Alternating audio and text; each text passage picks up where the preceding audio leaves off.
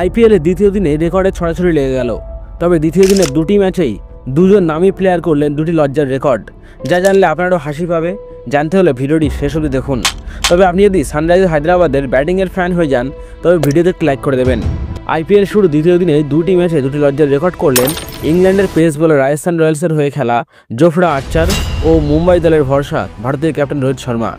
রবিবার আইপিএলের প্রথম ডাবল হেডারে বিকেলে হায়দ্রাবাদ রাজস্থান মুখোমুখি হয়। অন্যদিকে সন্ধ্যার ম্যাচে মুম্বাই খেলে চেন্নাইয়ের বিরুদ্ধে।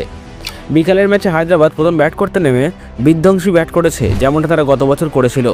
হেড অভিষেক ক্লাসেনের নামের সাথে এবার নতুন করে জ্বলে উঠেছে ভারতীয় টিমের অবাধ্য প্লেয়ার পকেট ডায়নামাইট ঈশান কিষানের নাম। প্রথম ম্যাচে সেঞ্চুরি করে হায়দ্রাবাদকে 206 রানে পৌঁছে দিয়েছে।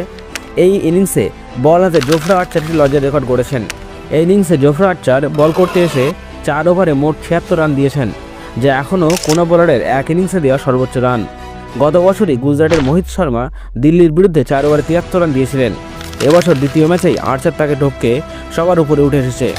শেষ পর্যন্ত এই ম্যাচে রাজস্থান রয়্যালস 242 রানে আটকালে হায়দ্রাবাদ 46 রানে ম্যাচ জেতে। সন্ধ্যার দ্বিতীয় ম্যাচে মুম্বাই ও চেন্নাই মুখোমুখি হলে এই ম্যাচে প্রথম ব্যাট করতে নেমে মুম্বাই 20 ওভারে 155 রান তোলে। তবে চেস করতে নেমে চেন্নাই 5 বল বাকি থাকতে এই ম্যাচ জিতে নেয়। এই ম্যাচে প্রথম ব্যাট করতে নেমে রোহিত শর্মা একটি লজ্জার রেকর্ড করেছেন। মুম্বাই ইন্ডিয়ান্সের হয়ে ওপেনিং করতে নেমে রোহিত খলিল আহমেদের বলে 4 বলে 0 রান করে আউট হয়ে যান।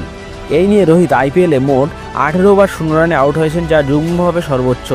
তবে এই ম্যাচ খেলতে নেমে রোহিত আইপিএলে 258তম ম্যাচ খেললেন, যা দ্বিতীয় সর্বোচ্চ। তার সামনে একমাত্র আছেন MS ধোনি। তো বন্ধুরা, কেমন লাগলো আজকের ভিডিও?